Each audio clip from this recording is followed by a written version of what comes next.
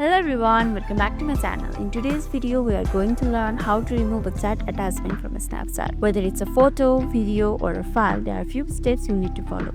Let's dive in. First of all, open your Snapchat app. Make sure that you have already logged in.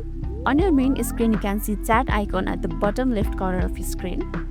Tap on it to open your chats.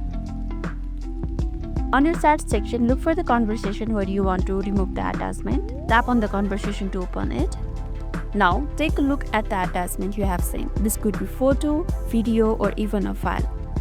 Here, I have sent a link of an article to my friend. To remove it, press and hold on the attachment. This will bring up a small menu with several options. There you can see a delete option too. Tap on it. Snapchat will then confirm if you really want to delete the attachment. Tap on delete once more to confirm.